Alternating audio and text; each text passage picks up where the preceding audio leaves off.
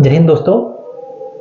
जैसा कि हमने पिछले वीडियो में देखा कि किसी भी एग्ज़ाम की तैयारी करने से पहले हमें क्या करना चाहिए, सिलेबस कैसे देखें, पीवाईक्यू कैसे देखें, तैयारी कैसे करें। आज की इस वीडियो में हम देखेंगे कि किसी भी चीज़ को याद कैसे करें। जैसे कोई टॉपिक हम पढ़ते हैं, बार बार पढ़ते हैं, भूल जाते हैं। जीएस क्योंकि इतना बड़ा सब्जेक्ट है, हमको याद करने में थोड़ी क्या बहुत कठिनाइयाँ होती हैं कि बहुत बड़ा सब्जेक्ट है। जीएस एक समुद्र के बराबर है। तो हम इसमें आज यही देखेंगे कि उसको पढ़ने का तरीका क्या होना चाहिए। जो मैं खुद तरीका अपनाता हूँ वही आपसे शेयर करूँगा, क्योंकि कोई ऐसा नहीं है कि कोई बहुत बड़ा जादू कर देंगे कि मतलब हैरी पॉटर का छड़ी तो है नहीं कि मतलब एक ही बार मारे, एक ही बार में पॉलिटी याद हो गया, एक बार में जीएस याद हो गया। पूरा ऐसा नहीं है, बस सिर्फ कुछ तरीका अपनाएंगे। जैसे किसी टॉपिक को हम पढ़ने से पहले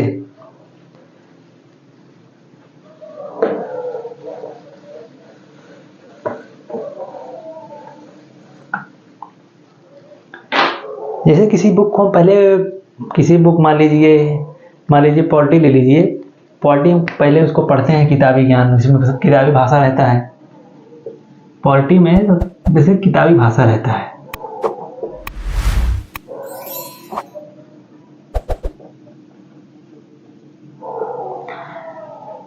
किताबी भाषा को एक बार हम पढ़ें, उसके बाद उसको समझने के लिए हमको अपनी भाषा में उसको समझना चाहिए, अपनी भाषा में हमको उसको याद करना चाहिए। मतलब किताबी भाषा जो होती है थोड़ी टिपिकल होती है समझने में, उसमें थोड़ा प्रेशर देना पड़ता है दिमाग को समझने में, क्योंकि भाषा उसकी थोड़ी कठिन होती है। हमको उसको अपनी भाषा में ऐसे आम दिनचर्या में हम वो जो भाषा का प्रयोग करते हैं अपने घर वालों के साथ या अपने दोस्तों के साथ, ऐसा हमको करना चाहिए। इससे हमको समझने में बहुत आसानी होगी और वो बहुत लॉन्ग टर्म तक हमारे दिमाग में रहता है। जैसे मान लीजिए पॉलिटी में हम इसे कोई टॉपिक पढ़ रहे हैं, अब इसे उसमें मान लीजिए कोई इसे न्यायाधीश का कोई कुछ आ गया, कोई टॉपिक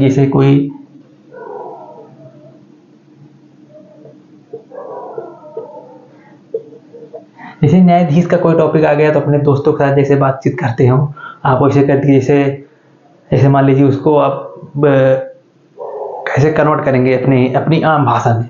जैसे न्यायाधीश जैसे वो जज बोलते हैं, जैसे वो बोलते हैं ना, जज साहब फाड़ दीजिए कानून किताबें, तो जज कुछ और फाड़ देगा। तो इसमें ऐसा बनाइए, अपने दोस्तों को इमेजिन करिए, क्योंकि दोस्त सबसे मतलब उनके साथ हमारा जैसा कांटेक्ट होता है बातचीत करने का, ऐसा अगर हम करेंगे तो उसको समझने में हमें बहुत आसानी होगी। अपने दोस्त को इंक्लूड करके एक पिक्चर के माध्यम से हमको समझना चाहिए किसी भी टॉपिक को, जहाँ पर बन सके। ऐसा नहीं कि जहाँ मतलब मान लीजिए से ज्योग्राफी पढ़ रहे हो, उसमें कहाँ से इंक्लूड करोगे, वहाँ पे नहीं। जैसे हिस्ट्री ज्योग्राफी जैसे ज्योग्राफी नहीं, हिस्ट्री हो गया, पॉलिटी हो गया, इकोनॉमिक्स में आप मतलब इसका प्रयोग कर सकते हैं। उसके बाद इसको पढ़ने के बाद हमें माइंड मैपिंग करना चाहिए। किसी भी टॉपिक को पढ़े उसके बाद उसको माइंड में अपने बार बार सोचें। माइंड मैपिंग मतलब पिक्चर के माध्यम से उसको सोचें। अगर हम पिक्चर के माध्यम से कोई चीज़ खुद बना के खुद सोचते हैं तो हमारे दिमाग में लॉन्ग टर्म तक रहता है। क्योंकि याद करने की सबसे बड़ी प्रॉब्लम यही कि जल्दी भूल जाते हैं, कोई चीज़ पढ़ते हैं एक दिन में भूल जाते हैं। तो सबसे आसान तरीका है उसको हमें माइंड मैपिंग करना चाहिए।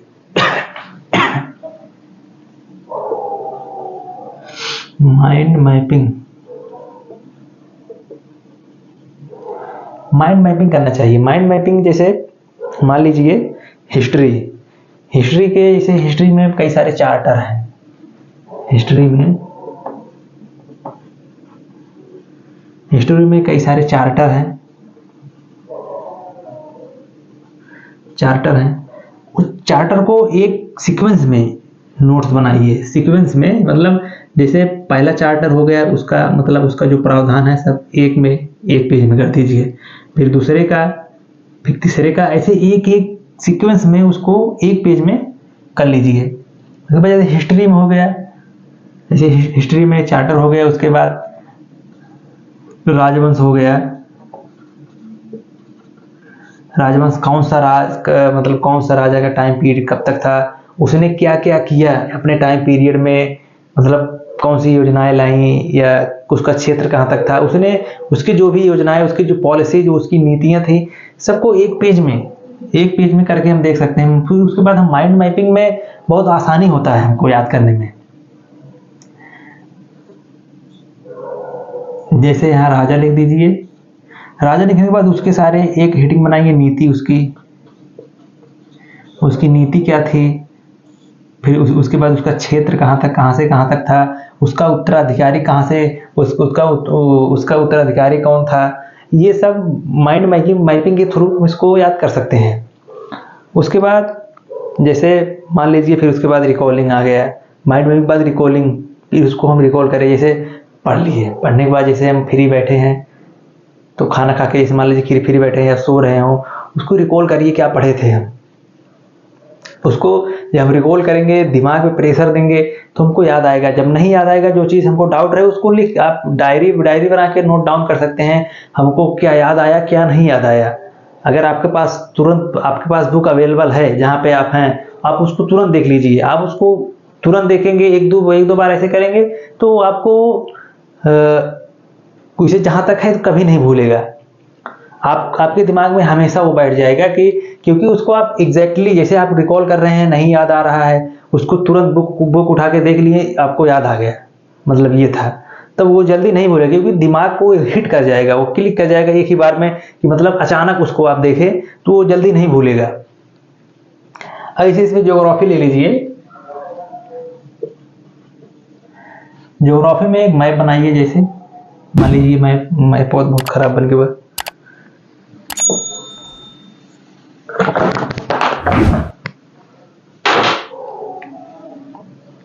ऐसे मैप ले लीजिए, जैसे यहाँ पे वैसे माउंटेन ले लीजिए एग्जाम्पल को। जैसे कि यहाँ माउंटेन है, उसके बाद यहाँ है, यहाँ है, यहाँ है, उसके बाद ऐसे ऐसे इसको एक सीक्वेंस में, जैसे यहाँ से आप एक दिन में यात्रा करते हुए यहाँ से यहाँ तक गुजर जाइए। आप 2-3 दिन ऐसे यात्रा करते हुए यहाँ से यहाँ तक गुजरेंगे तो जल्दी नहीं भूलेंगे, हमेशा आपके ये माइंड में बैठ जाएगा। आप अगर महीने में 3 बार गुजर जाते हैं यहाँ से यहाँ तक, कोई भी, जैसे एग्जाम्पल माउंटेन में लिए आप कुछ भी ले सकते हो, उसमें रिवर ले सकते हो सीक्वेंस वाइज, मतलब कौन सी रिवर किस तरफ बहती है, उसकी मतलब ट्रिब्यूटरी क्या है, या वो रिवर मतलब उसका मतलब फ्लो मतलब क्या है, ईस्ट में है, वेस्ट में है, कहाँ पे मतलब किस तरफ है, ये आप उसको याद करने में बहुत आसानी होगी। अगर महीने में 3 बार भी देख लिए तो आप इसको जल्दी नहीं भूल पाएंगे।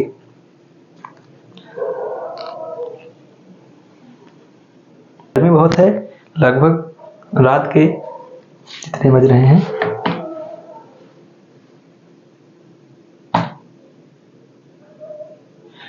रात के 1 बज रहे हैं। क्योंकि देखिए किसी भी चीज़ की तैयारी करने के लिए हमको मेहनत करनी पड़ेगी, क्योंकि हमें देखिए लाइब्रेरी से आए हैं, उसके बाद फिर मुझे एक वीडियो बना दें। लगभग रात के 1 बज रहे हैं, गर्मी बहुत है, क्योंकि अगर फैन चला देंगे तो रिकॉर्डिंग ठीक से नहीं, आवाज़ ठीक से नहीं आएगी। क्योंकि किसी भी चीज़ के लिए मेहनत तो करनी पड़ेगी हमको। जैसे अभी जो मैंने जो भी छोटा बहुत थोड़ा जो मैं खुद फॉलो करता था, जो कुछ भी था मैंने आपको बताया। क्योंकि एग्ज़ाम टाइम में प्रेशर इतना रहता है कि मतलब घर का भी रहता है, एग्ज़ाम का भी रहता है। एक प्रेशर ये रहता है कि एग्ज़ाम दे के आओ, पता लगा पेपर भी लीक हो गया, तो क्या है, थोड़ा डिमोटिवेशन इससे आता है। अब एसएससी प्रोटेस्ट चल ही रहा है, देख रहे हैं कि मतलब सेंटर कैसे क्या है, वो तो एसएससी अपना फेलियर बता के बगल हो गई।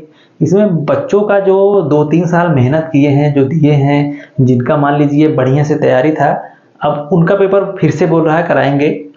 पूरा तो नहीं कराएंगे, जिन के मतलब सेंटर को लेकर, एडमिट कार्डों लेकर जो प्रॉब्लम थी वो सब तो कराएगा ही, वो बोल रहा है। और गवर्नमेंट में भी शायद 1 हफ्ते का मतलब टाइम मांगी है ये सब करने के लिए। तो इससे थोड़ा बहुत डिमोटिवेशन तो होता ही है, मेहनत तो करनी पड़ेगी। बिना मेहनत के आजकल कुछ भी नहीं मिलता।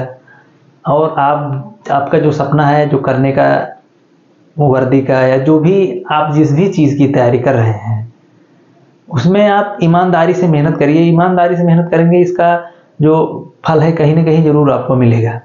क्योंकि आप सिर्फ अगर इसी उद्देश्य से करेंगे कि नहीं हमको सिर्फ ये नौकरी चाहिए, नौकरी को लेकर ही तैयारी कर रहे हैं, तो थोड़ा इससे क्या है, आपको बार बार मोटिवेशन की ज़रूरत पड़ेगी पढ़ने याद करने के लिए। इसको आप अपने जीवन का उद्देश्य एक बनाइए, सिर्फ एक नौकरी ही नहीं, पढ़ाई को आप अपने जीवन का एक उद्देश्य बनाइए। अगर आप पढ़ाई को अपने जीवन का उद्देश्य बनाएंगे तो आपको पढ़ने के लिए मोटिवेशन की ज़रूरत नहीं पड़ेगी, या किसी ऐसे व्यक्ति को जो आपको हर घंटे या हर दिन मोटिवेट करे पढ़ने के लिए। अगर आपको मोटिवेशन चाहिए पढ़ने के लिए तो आप कहीं ना कहीं कंपटीशन में बहुत पीछे हैं, क्योंकि कितने सारे ऐसे बच्चे हैं जिनको मोटिवेशन का लाइब्रेरी में 12-12 घंटे बैठ के पढ़ते रहते हैं। 2-3 घंटे बैठ के पढ़ना बहुत बड़ी बात है। तो अब जैसे एक डर ये रहता है कि पेपर लीक होने वाला, एसएससी में अभी देखिए हो ही रहा है, क्योंकि एसएससी में सब टीचर एक साथ आए थे, तो उसमें बहुत खुशी मिली, मतलब सब टीचर एक साथ मुहिम चला रहे हैं। लेकिन आज आप देखिए 1-2 दिन में इसमें टीचर भी अपने आपस में प्रोपेगेंडा कर रहे हैं, उसमें भी राजनीति कर रहे हैं सब। मतलब 1-2 टीचर भी देखिए यूट्यूब पे वीडियो चल रहा है सबका, एक दूसरे पर इल्ज़ाम लगा रहे हैं, पता नहीं क्या। उनका पहले भी इसी तरह का आया था, अब भी आ रहा है। इसमें क्या है, बच्चे बट जाएंगे, वो अपना टीचर अपनी संस्था चुन लेंगे, वो अलग बच्चे जो उनके साइड है उनका चुन लेंगे। इससे क्या है, जब बढ़ जाएंगे हम लोग तो ये मुहिम जो टीचरों ने मिलकर चलाई है ये कहीं ना कहीं कमजोर पड़ेगा। और इसमें आयोग को भी, सरकार को भी ये लग जाएगा कि टीचर ये अपने फायदे के लिए कर रहे हैं, तो कहीं ना कहीं ये इसमें नेगेटिव इफेक्ट डालेगा। क्योंकि टीचर को चाहिए कि साथ मिलकर काम करें, क्योंकि अगर हम आपस में ही अगर बटे रहेंगे तो फिर आयोग को भी तो इसमें मिल जाएगा मौका कि ये आपस में ही लड़ रहे हैं, झगड़ रहे हैं एक टीचर होकर। तो एक टीचर को ये जेब नहीं देता कि आपस में एक दूसरे की आलोचना करे या कि एक दूसरे की क्रिटिसाइज करे। तो मैं तो एज एक स्टूडेंट मैं यही कहूँगा कि सबको एक साथ इस मुहिम में आना चाहिए, ना कि एक दूसरे का आलोचना करना चाहिए। और जो भी थोड़ा बहुत हमको अनुभव था मैंने दिया, कि याद करने का जो तरीका है यही सब